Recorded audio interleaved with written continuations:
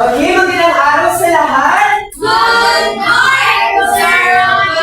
Ano nangyayari sa inyo? Umaga-umaga. Okay, bago ang lahat, tumayo muna para sa ating panalangin. Binibining Fatima at ito ang mag-lead sa ating prayer.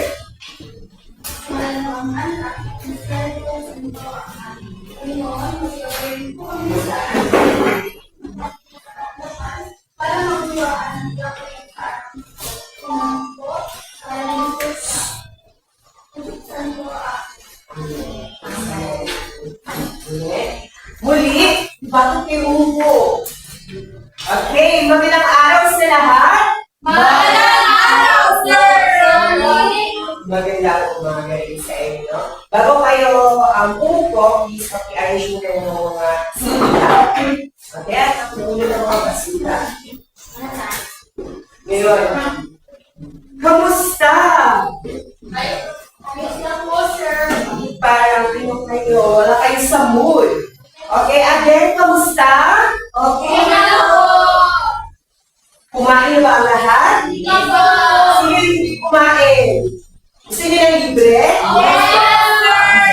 Looking for common Lord. Okay? Muli magandang araw sa lahat. Ngayon, sa araw na ito ay bagong check muna tayo ang attendance first. Okay? Binibining Remontal. Present, sir. Okay, very good. Binibining Caparinyo. Present, sir. Very good. Binibining Kapudoy. Present. Very good. Ginoong Molina. Binibining Tilabayan. Absent. Bakit kaya? Binibining sa bandeja. Present, sir. Ginoong Labado. Binibining Kabutahe. Present, sir. Binibining Talahid. Dito po, sir. Binibining Maratas. Ginoong Maratas. Okay, isa lang yung absent sa ano na ito. Okay, ngayon, bago natin simulan, ang ating talakayan sa araw na ito ay muna kayo kung naaalala niyo pa ba kung anong pinag-usapan kayo na nung nakaraang klase natin. Sino dito? Biniging sa bandeja? Pray ko lang po yung sir. Okay, magaling. Okay, sir, hindi ko pa rin implementation. It's correct pa ng evaluation, no? Na kung saan, with yung evaluation, dito na-evaluate kung paano implement ko ito. So last meeting, meron tayong discuss at tutuloy na critical evaluation, which is the mixed method evaluation, formative and summative evaluation, na kung saan nasubok ang curriculum ba na implement ng isang guro or isang mentor is tukol sa relative ng curriculum. Okay, magaling. Bigyan natin naman sa bagong alam ko ang curriculum. Tama?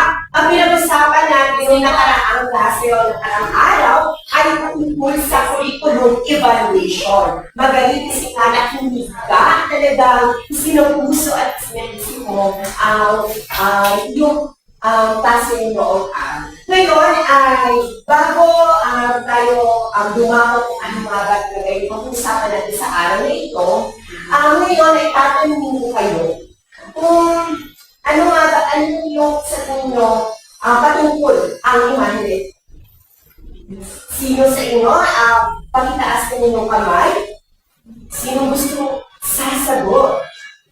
Okay, Ginoong Malatis. So, ayon sa akin, batay sa akin kasalarawan, meron si picture ng mga students, they are nagtutulabuli, kung saan ituro, may ituturo ang guro. So, kung ating i-analyze yung teacher, it is something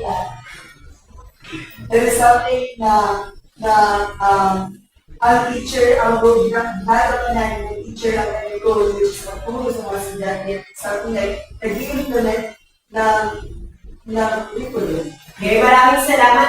Muli, bigyan natin naman si Gabong Kalapang sa Ginoong Malakas. So, magaling dahil nga ang larawan na ito ay isang collaboration na kung saan ang guro ay tinuturuan ang mga estudyante at ang mga mag-aaral naman ay nakikinig sa kanilang guro. Ngayon, ito, sa tingin nyo, ano naman ang mensahe o ano ibig sabihin ng larawan nito? Sino sa inyo ang gustong sumagot nito? Alam ko na alam niyo, ngunit huwag kayong mahiya. Sino? Tignan niyo, ang babae ay masaya. Ang guro ay masaya. Sige, okay. Sir, klase po sa larawan nito. Ang larawan po, ay mayroong isang guro at isang estudyante kung saan po, yung isang estudyante ay para bang appreciate isang guro ay tinuturo niya sa estudyante at kung isang estudyante rin po ay para isinususo po niya yung mga lakay at mga diskusyon na inisipuro. Okay, magaling! Bigyan ako ng masigaw pala para sa magaling.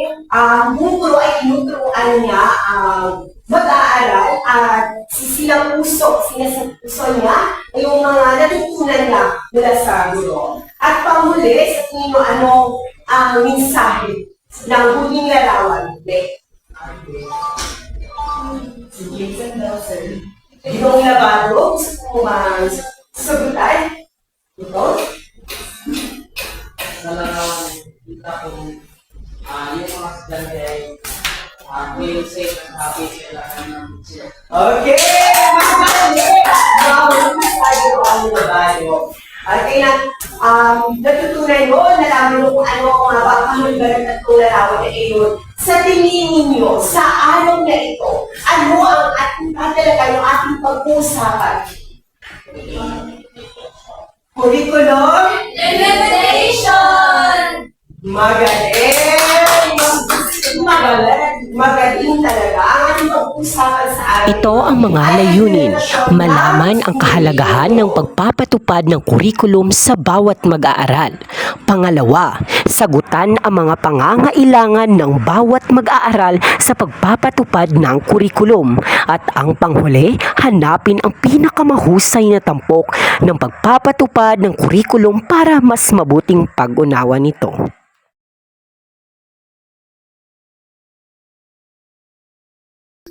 Ano ang implementasyon ng kurikulum? Ikaw kamay yun. Ikaw kamay. Kasi nga, alam ko na lahat kayo ay mag-atalino. Magagaling. Right? Iba na kung kayo niya. Ilang taon Ay, hindi naman tayo. Tayo? Ito po yung pag-implement ng mga curriculum. I-implement po sa isang institution. Okay. Ang nakaganda ang sagot ni Leonard. Sige, kasi nga, kung pinupush mo yung sarili mo, ikinuha natin. Yung mga sinasabi natin sa implementasyon ng curriculum, sinasabi natin curriculum, yung batayan ang mga tuntunin ng isang institusyon. Pag sinasabi natin implementasyon, ito yung verb, pagpapatupad ng implementasyon. Ay, pagpapatupad ng curriculum. Sinasabi natin implementation ng curriculum, ito yung pagpapatupad ng layunin, mga tuntunin ng isang institusyon. Napakalaga ng curriculum implementation sapagkat ito yung nagsisilbing gabay sa mga teacher at mga students to meet the needs of the students to para ma-achieve yung layunin. At kung hindi, epektibo yung pagpapatupad ng curriculum, maapektuhan ang learning ng mga students. Okay, magaling. Lahat sa ating pagkalakas. Ngayon, ang implementasyon ng curriculum ay ang proseso ng magsasakatuparan ng mga plano at layunin ng curriculum sa aktwal na mga gawain sa silid, aralan at iba pang aspeto ng paaralan. At tama nga yung sinabi dito, ang lalakas at binibining remontan. Ngayon, ito ang mga pangunahing hakbang at konsiderasyon sa implementasyon ng curriculum. Una, binibining ang premyo. Ano yung una? Paghahanda ng mga guro. Paghahanda ng mga guro. Dapat na mga guro ay handa sila sa Sige, pare na.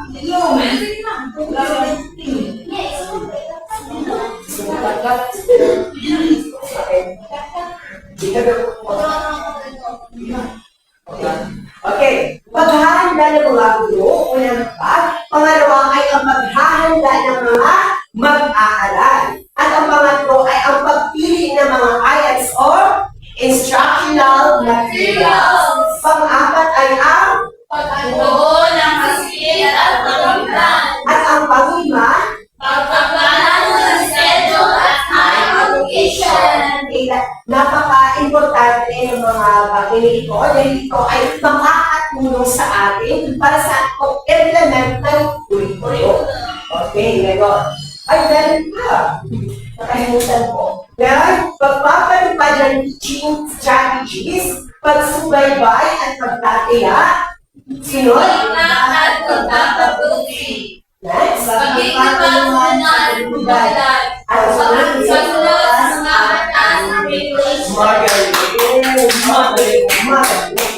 Okay, ngayon. Bakit mahalaga ang implementasyon ng curriculum? Sa tingin mo, bakit ba napakahalaga? Binigalain.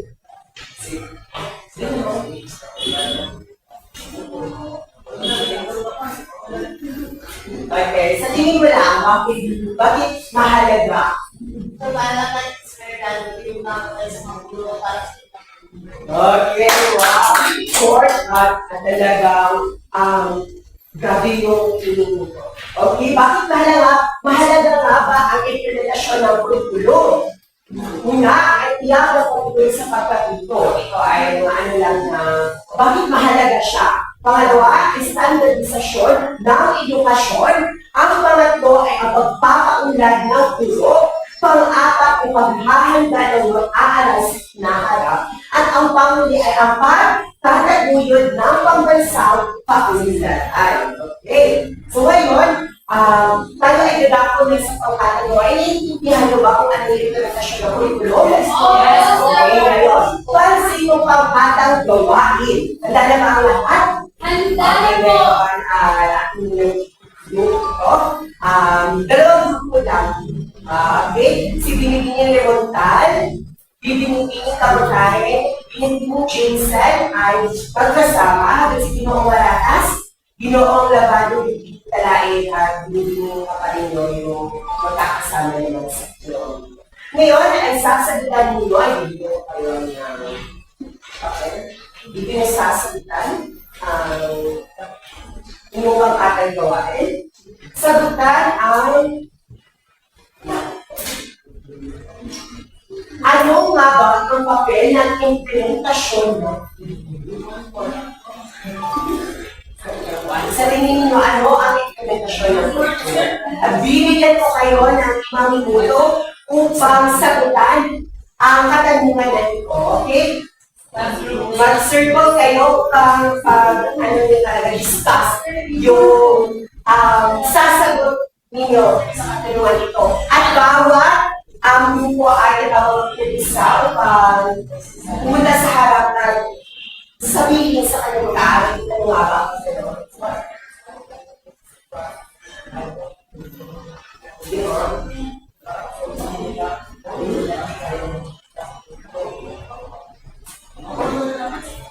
Okay.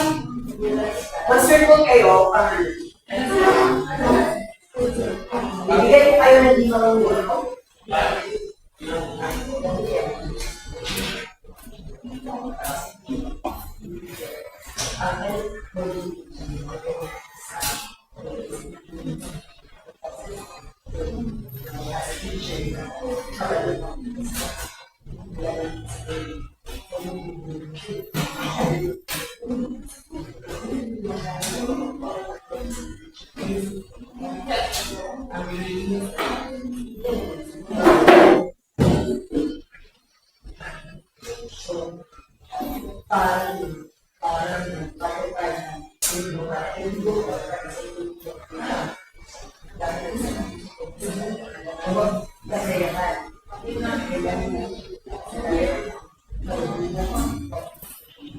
Kaya daily condition.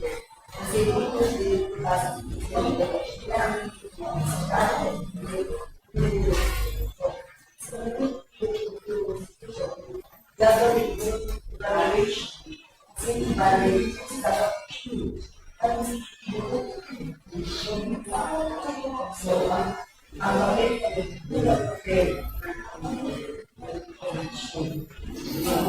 kasi kung wala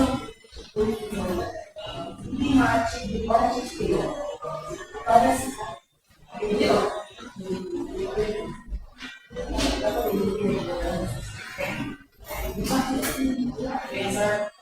Okay na?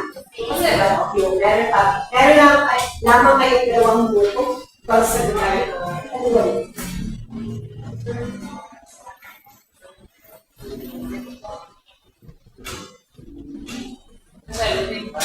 Tingin na lang.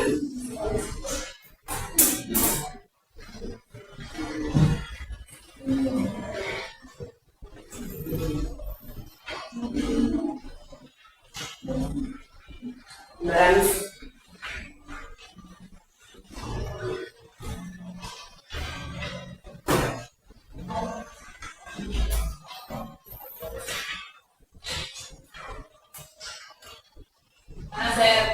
tapos na. Okay, ngayon ay ibabahagi niyo sa harapan ninyo ang naging sagot sa katanungan, ano nga ba ang papel ng implementasyon ng curriculum? Ako ang pipili ha, kasi may nasasagot. Okay, para sa unang pangkat, yung sasagot ay si Bibining Talagi. Okay, bigyan natin ito masikap.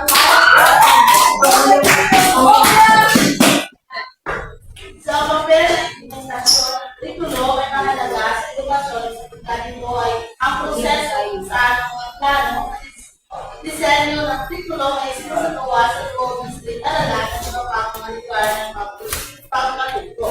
Ganito ang bilang ng mga paunahing papel at implementasyon ng curriculum. Una ay pagsasabi ng plano sa praktika. Pangalawa ay tiyak ng kalidad ng edukasyon. Pangatlo ay pagpagpog ng konteksto ng kapalaran. Pang-apat ay pagtatasa at pagpapahuli. Pang-lima ay pagsasanay at pagpapong guro. Sa kabuuan, ang implementasyon ng curriculum ay isang dinamikong proseso na naglalayong with aktwal na karanasan ng mga plano sa edukasyon na nagre-resulta sa mga makabuluhang pagkatuto para sa mga estudyante. Okay, magaling. Tama. Okay, ngayon, para na sa ikalawang pangkat, tinatawag si Bibining Sabande. Okay? Bibigyan natin naman si Kamo para ang ikalawang pangkat. Lakasan mo yung boses at mag-aaral. So, ang papel namin doon, ang implementasyon ng curriculum ay mahalaga sa pagpananayinin nito na magbigay ng tamang edukasyon sa mga mag-aaral. Ito ang proseso kung saan sinasagawa ang mga plano at programa sa pagtuturo, pag-aaral at pagsusuri ng mga aralin. Sa pamamagitan ng maayos na implementasyon, maaaring matutunan ang mga pangangailangan at layunin ng edukasyon ng isang bansa o institusyon. Okay, magaling. Talagang nakinig kayo kanina sa ating diskusyon patungkol sa implementasyon ng curriculum. Ngayon ay dumako naman tayo sa ating susunod na gawain. Ito ay individual task. May bibigyan ko kayo ng papel. At sasagutan ninyo ang sumusunod. Get one and task. Diyan yung ilalagay yung mga kasagutan. Ito ang mga katanungan. Una, ano ang implementasyon ng curriculum? Ito ay tatlong puntos. Pangalawa, ano ang mga pangunahing hamon na kinakaharap sa pagpapatupad ng curriculum? Ito ay puntos din. At ang panghuli o pangatlo ay bakit mahalaga ang implementasyon ng curriculum? Magbigay ng 4 na halimbawa. Ngayon ay bibigyan ko kayo ng 5 minuto. Okay, 10 minutes o 5 minutes. 5 minuto upang sagutan ang mga sumusunod. Okay? Ano naman? Fast forward.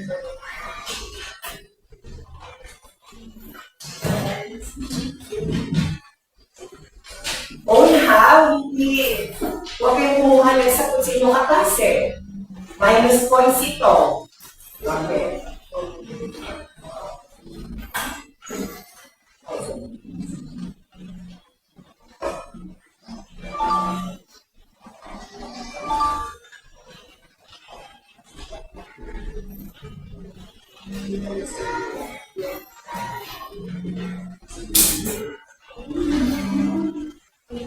Kaya ninyo ginagawa.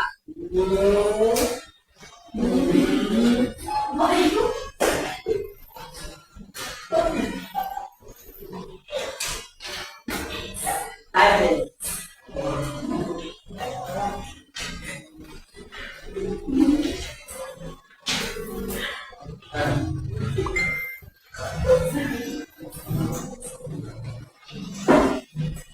Okay, may tatlong na lamang kayo.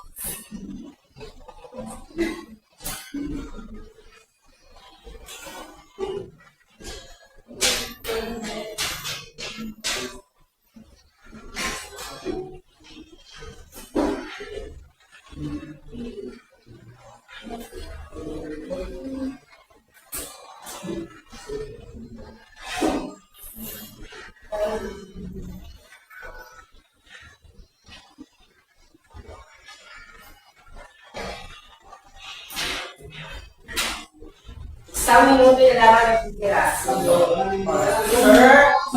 sir. Mamaya ay mabalik tayo bawat. Okay, hintay ka din dito. Okay?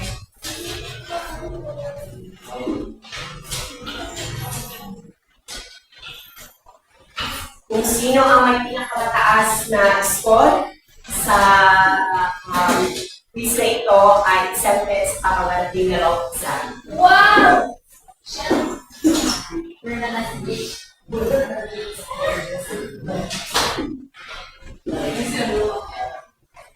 Okay, 10, 9, 8, 7, 6, 5, 4, 3, 2, 1. Ini sudah punya basketball. Perfect. Maraming salamat. Supervisor. Tayo tapos binibigay ng lahat. At para naman sa inyong takdang aralin, ay gumawa ng isang maliit na video sa loob ng 3 minuto kung gaano kahalaga at ano ang proseso ng implementasyon ng curriculum. Sir, hindi ka, 3 minuto. 3 minuto, okay? Ipabasa ninyo ito sa susunod na linggo para ma-check ko kasi mamalapit yung final result. Okay? Ngayon, maraming salamat sa inyong